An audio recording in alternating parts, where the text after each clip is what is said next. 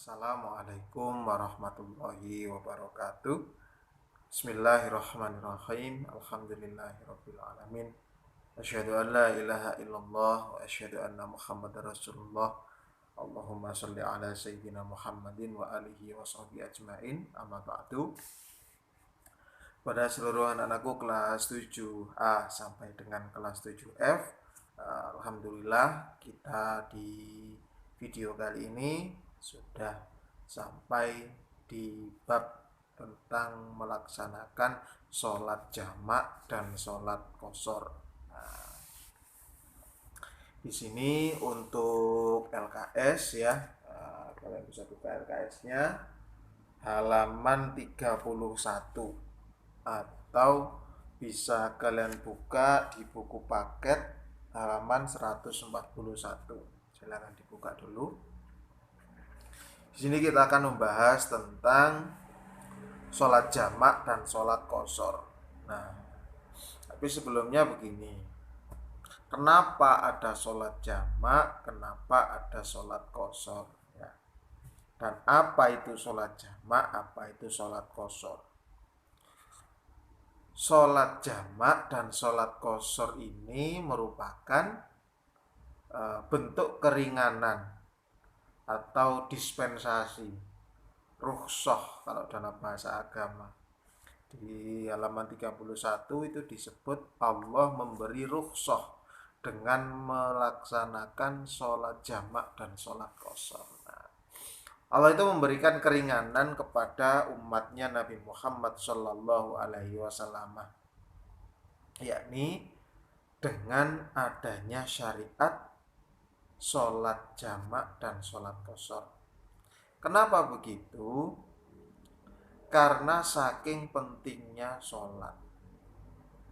Kita tahu bahwa umat Islam diwajibkan oleh Allah untuk sholat 5 kali dalam sehari atau 5 waktu dalam sehari. Tidak boleh ada yang meninggalkan sholat kecuali 3 alasan. Yang pertama mati. Jadi kalau orang mati nggak wajib sholat, tapi disolati. Yang nomor 2, orang yang hilang akalnya. Hilang akalnya itu berarti bisa jadi gila, bisa jadi dia pingsan, bisa jadi dia tertidur dan tidak ada yang membangunkan. Itu termasuk kategori hilang akal. Ada juga yang boleh tidak sholat, yaitu anak kecil yang belum balik. Nah, itu 3 orang yang boleh tidak sholat. Akan tetapi ada juga yang memang tidak boleh sholat, gak boleh sholat. Apa itu? Ketika orang punya hadas kecil atau hadas besar. Nah, itu kan nggak boleh sholat. Maka kalau kita kembali ke pelajaran di awal dulu, salah satu syarat sahnya sholat adalah suci dari hadas kecil dan hadas besar. Seperti itu. Nah, saking pentingnya sholat, Allah memerintahkan Nabi Muhammad Sallallahu Alaihi Wasallam untuk melakukan Isra Mi'raj. Ya, kita tahu Isra Mi'raj Nabi Muhammad diperingati setiap tanggal 27 bulan Rajab. Jadi Nabi Muhammad itu dipanggil sama Allah untuk menghadap kehadirat Allah Subhanahu wa taala, menerima perintah sholat 5 waktu. Kalau perintah rukun Islam yang lain, perintah syahadat, perintah puasa, perintah zakat, perintah haji, atau yang lain perintah sedekah, perintah untuk berbuat baik kepada sesama dan seterusnya, itu Allah menyampaikan melalui malaikat Jibril dengan Al-Quran. Akan tetapi kalau sholat Allah yang menyampaikan sendiri kepada Nabi Muhammad. Nabi Muhammad dipanggil untuk menghadap kehadirat Allah Subhanahu wa taala, saking pentingnya sholat yang kita kenal dengan peristiwa Isra Mi'raj. Saking pentingnya sholat tidak boleh ditinggalkan, maka dalam keadaan apapun seorang muslim wajib menjalankan sholat. Kalau memang ada kesibukan lain, ada hal-hal tertentu yang tidak bisa ditinggalkan, maka Allah memberi keringanan atau rukhsah dalam bahasa agama. Misalnya orang sakit gak bisa berdiri, sholat sambil duduk boleh. Gak bisa sambil duduk karena sakitnya sangat parah, sholat sambil tidur boleh. Sambil tidur dia nggak bisa gerak-gerak tangannya, pakai kedipan mata saja, misalnya orang yang sedang stroke tapi kesadarannya masih ada, dia tetap wajib sholat. Sholatnya hanya pakai kedipan mata boleh. Ketika kedipan mata saja sudah tidak bisa, dia hanya memejamkan mata, kondisi tubuhnya sudah lemas, akan tetapi dia masih punya kesadaran, maka dia tetap wajib sholat. Dengan apa sholatnya? Cukup dengan hatinya saja. Saking pentingnya sholat. Nah, jika sudah pakai hati saja tidak bisa, ya sudah, berarti kan dia sudah mati disolati. Nah, ketika orang itu masih hidup, akan tetapi ada kesibukan lain yang waktunya berbenturan dengan waktu sholat, tabrakan dengan waktu sholat, crash dengan waktu sholat, maka Allah memberikan keringanan, memberikan rukhsah dengan yang namanya sholat jamak dan sholat qashar. Apa itu? Nah, silakan dibuka halaman 31, dilihat yang atas, atau yang di buku paket halaman 141 ya. Saya baca yang di LKS. Jamak berasal dari kata jamaah yang artinya mengumpulkan atau menggabungkan. Sholat jamak ialah sholat fardu yang digabung atau dikumpulkan, yakni dua sholat fardu yang pelaksanaannya digabungkan jadi satu. Nah, dua waktu sholat dikumpulkan jadi satu dalam satu waktu. Misalnya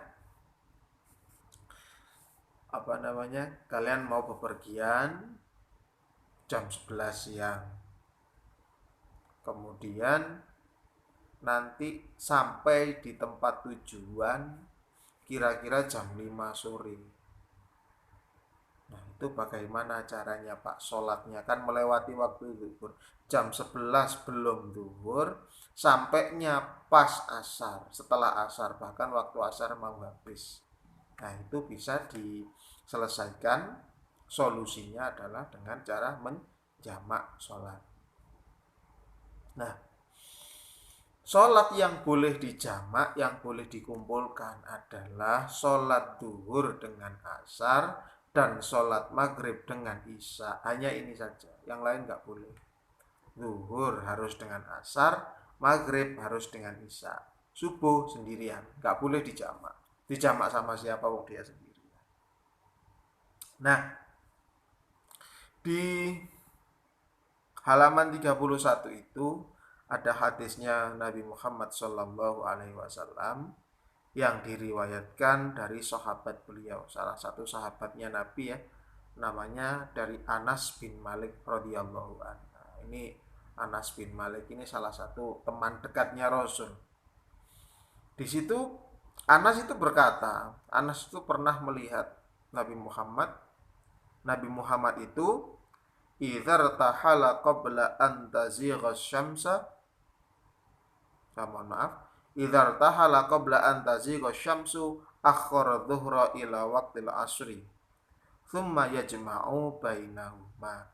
Apabila Nabi Muhammad bepergian sebelum matahari tergelincir, maka beliau mengakhirkan sholat duhur sampai waktu asar. Kemudian ia menjamak keduanya. Nah, seperti contoh tadi. Nabi Muhammad misalnya berangkat mau bepergian jam 11, matahari tergelincir itu maksudnya waktu zuhur, ya. Jadi Nabi Muhammad berangkat jam 11, kemudian sampai di lokasi katakan jam 5 sore atau setengah 5 sore, maka untuk waktu zuhur Nabi Muhammad sholatnya di waktu asar ketika sampai di lokasi tujuan. Kelanjutan hadisnya, wa idza zagat shollat dhuhra tsumma rakiba. Akan tetapi kalau matahari telah tergelincir, maksudnya sudah masuk waktu zuhur, sebelum berangkat itu waktu zuhur sudah masuk, maka beliau melaksanakan sholat zuhur dulu baru berangkat. Nah, jadi ketentuannya kalau sudah dalam perjalanan boleh melakukan sholat jamak dan sholat qashar. Ini yang kita bahas sholat jamak dulu. Nah, di bawah hadis itu sholat jamak dikerjakan pada waktu sholat yang pertama disebut jamak takdim, dan bisa juga dikerjakan pada waktu sholat yang kedua atau jamak takhir. Maksudnya begini, tadi kan saya bilang kalau yang bisa dijamak dan bisa dikosor itu hanya yang bisa dijamak hanya sholat duhur dan sholat asar, sholat maghrib dengan sholat isya, itu yang bisa dijamak. Selain itu tidak bisa. Waktu duhur dan waktu asar yang lebih dahulu kan waktu duhur, ya toh? Kalau kalian melaksanakan sholat jamak, sholat duhur dilaksanakan di waktu duhur, sholat asar dilaksanakan di waktu duhur juga, disebut jamak takdim. Seperti yang di LKS, sholat jamak bisa dikerjakan pada waktu sholat yang pertama, ya. Jadi melaksanakan sholat duhur dan di waktu duhur, setelah itu langsung melaksanakan sholat asar di waktu duhur, itu namanya jamak takdim. Begitu juga kalau maghrib dengan isya, melaksanakan waktu maghrib, melaksanakan sholat maghrib di waktu maghrib, melaksanakan sholat isya di waktu maghrib, itu namanya jamak takdim. Melaksanakan sholat fardu secara jamak, secara dikumpulkan, secara digandengkan di waktu sholat yang pertama. Kalau zuhur dengan asar berarti kalau jamak takdim, asar dikerjakan di waktu zuhur, isya dikerjakan di waktu maghrib, itu namanya jamak takdim. Sebaliknya, kalau misalnya sholat duhur dilakukan di waktu asar, sholat asar dilakukan di waktu asar, itu namanya jamak takhir. Nah ini, dan bisa pula dikerjakan pada waktu sholat kedua, sholat yang terakhir, atau jamak takhir namanya. Seperti yang dilakukan Rasulullah tadi. Rasulullah berangkat, ya, sebelum naik unta, berangkatnya itu jam 11. Jam 11 sampai di lokasi ternyata sudah masuk waktu asar, setengah 5 sore. Berarti sudah melewati waktu zuhur. Caranya sholat, Rasulullah sholat zuhur di waktu asar, kemudian Rasulullah sholat asar. Melaksanakan waktu sholat zuhur di waktu asar, atau melaksanakan sholat maghrib di waktu isya, itu disebut sholat jamak takhir. Oke. Ada dua. Nah, di buku paket kalian.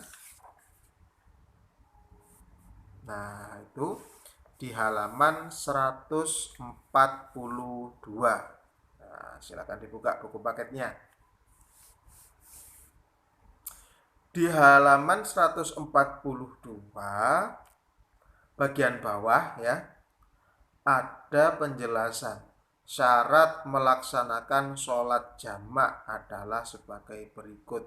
Nah, jadi tidak semua sholat boleh dijamak dan tidak semua sholat harus dijamak. Dalam keadaan apa orang itu boleh menjamak sholat?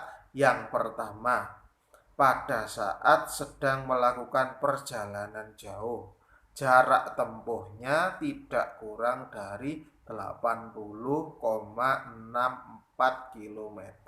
Nah, jadi kalau jarak bepergiannya dekat, yang dikatakan dekat itu kurang dari 80 km, maka sholat tetap wajib dilakukan seperti biasa, tidak boleh dijamak.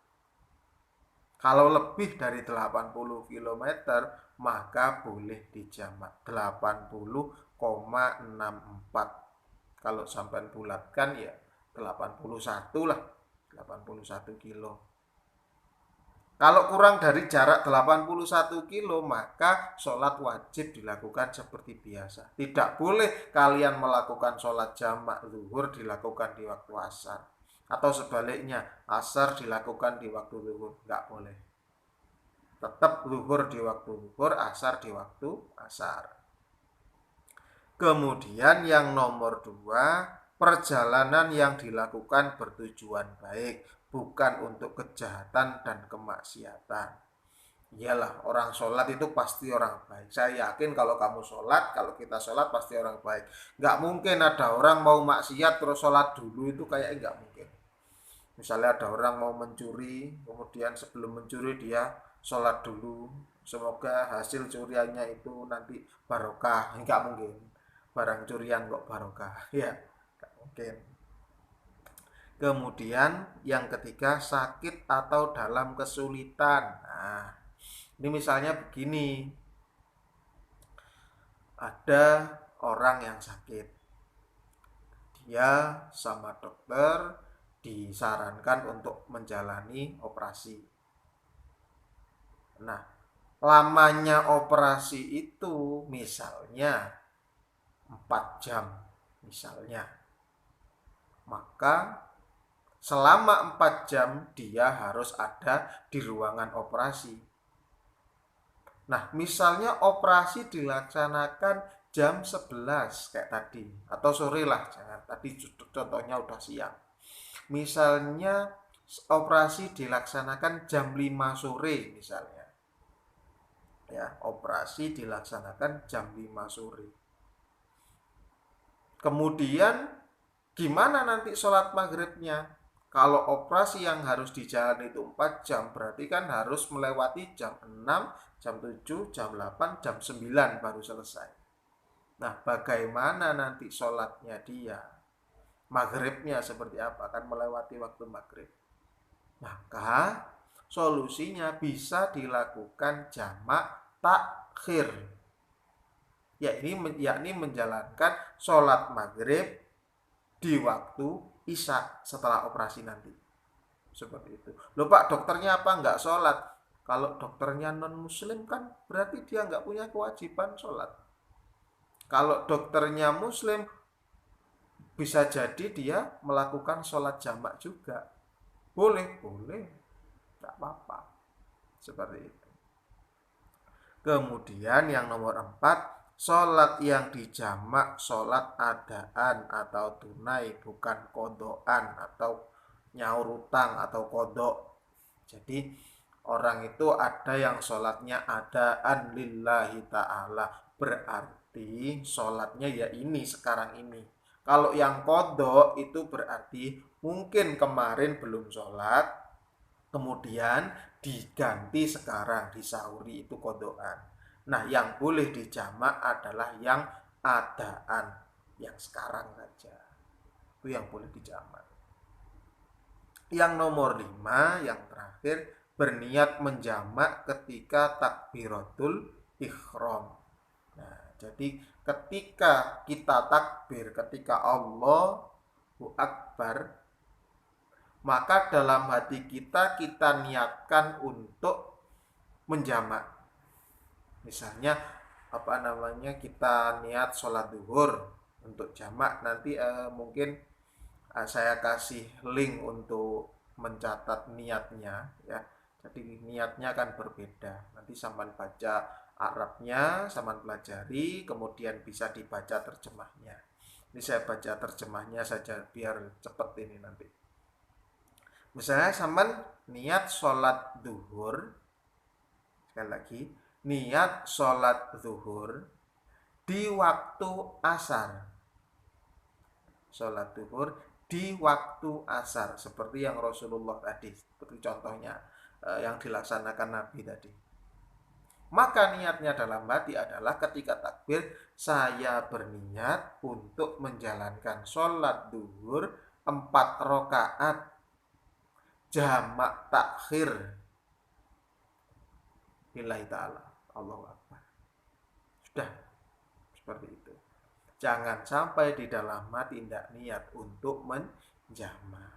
Kalau jadi makmum Pak, gimana jamaknya? Ya ditambahi, saya berniat untuk sholat duhur di waktu asar, ya toh, jamak takhir menjadi makmum lillahi ta'ala. Akbar, turun. Jadi dalam hati harus fokus. Nah, seperti itu. Nah, nanti saya share linknya, bisa nanti sampai tambahkan di LKS, atau lebih baik lagi kalau di di buku catatan ya. Soalnya kalau di LKS nanti khawatir hilang. Jangan di buku paket ya, jangan di buku paket. Yang di sini ada halaman 32 itu terlalu panjang. Nah, yang paling penting di sini adalah ketika kalian menjamak sholat, selain niat tadi, antara sholat yang satu dengan sholat yang kedua tidak diselai apa-apa, tidak diselai aktivitas apapun. Nah, misalnya setelah kalian melaksanakan sholat zuhur di waktu asar, gitu, melaksanakan sholat zuhur di waktu asar, sholat zuhur dulu, setelah salam, assalamualaikum, gitu,